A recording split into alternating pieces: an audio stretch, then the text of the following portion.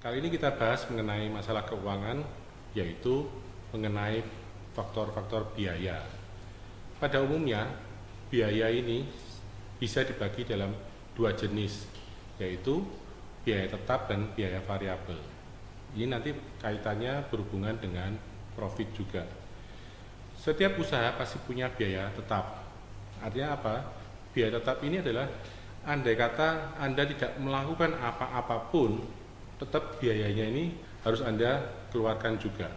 Jadi contohnya misalnya, kalau Anda punya pegawai, mau tidak mau, ada penghasilan atau tidak, Anda tetap harus membayar pegawai itu. Jadi ini adalah biaya tetap. Biaya tetap biasanya dihitung secara bulanan juga. Nah, biaya-biaya lain misalnya, biaya listrik, tidak semuanya biaya tetap. Ada biaya variabelnya juga. Misalnya biaya tetapnya adalah biaya langganannya, ya, biaya mungkin minimum KWH-nya. Tapi ketika ada pemakaian lebih lanjut, Anda akan ada biaya-biaya variabel. Biaya variabel ini biasanya dihitung per unit cost yang Anda lakukan. Jadi misalnya katakanlah ketika Anda memproduksi sebuah barang, satu unit barangnya itu akan perlu biaya variabel tertentu. Nah, kalau kita misalnya tahu, saya misalnya menjual sebuah pena misalnya. Nah, pena ini saya beli dengan harga pokok penjualan katakanlah misalnya Rp1.000. Nah, kalau saya tahu bahwa ini biaya tetapnya berapa, biaya variabelnya berapa. Kalau misalnya saya jual dengan harga 1.500, itu bukan berarti saya langsung untung 500, karena ada biaya tetapnya dulu. Jadi ada biaya tetap yang dimana ketika biaya tetap itu bisa dilampaui, baru saya mencapai titik break even point atau titik impas. Nah, mengenai grafiknya kita bisa lihat seperti yang ada di samping saya ini, yaitu biaya variabel itu harus dimulai dari biaya tetapnya. Jadi jangan mulai dari nol. Biaya variabel selalu mulai dari angka biaya tetap. Nah, begitu biaya tetapnya naik per unit barang yang diproduksi atau yang dijual, itu ada biaya juga yang ikut ke atas. Nah, setiap unit yang terjual itu nanti akan ada pemasukan. Nah, pemasukannya suatu saat akan ada pemotongan, ada titik potongnya. Nah, titik potong inilah yang disebut dengan BEP. Anda harus bisa tahu BEP-nya itu di berapa unit. Jadi jangan keliru bahwa BEP itu tidak pernah bicara soal waktu. BEP selalu bicara soal unit. Kalau bicara soal waktu itu disebut dengan kembali modal, ya, bukan titik impas, ya. Jadi modal saya itu kapan kembalinya. Nah, kalau kita bicara kapan kembalinya modal kita, itu disebut dengan ROI atau return on investment. Nah, itu baru bisa tahu bahwa oh dalam 1 tahun modal saya baru kembali.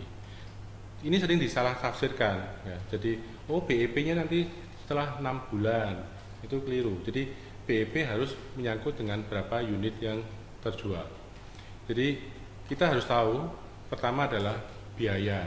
Biayanya itu ada biaya tetap, ada biaya variabel.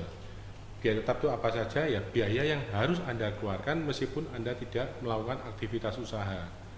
Jadi mau tidak mau Anda tetap harus membayar atau mengeluarkan biaya. Itu namanya biaya tetap.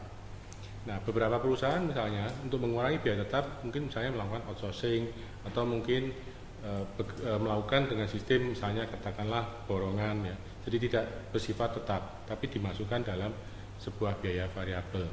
Ini kalau kita bicara soal biaya tetap dan biaya variabel. Nah, dalam proses pembukuannya itu memang biaya juga bisa dibagi dalam dua jenis, yaitu biaya operasional dan biaya yang digunakan untuk investasi, ya. Yang disebut dengan istilahnya itu ada OPEX, operational expenditure, dan CAPEX atau capital expenditure. Apa itu CAPEX? CAPEX itu misalnya Anda beli mobil untuk usaha, Anda beli ruko untuk usaha, itu adalah capital expenditure. Anda beli komputer, Anda beli mesin tik misalnya. Jadi perangkat-perangkat yang tidak habis pakai itu berupa capital expenditure. Nah, dalam pembukuannya biaya-biaya seperti ini nantinya akan diberlakukan penyusutan.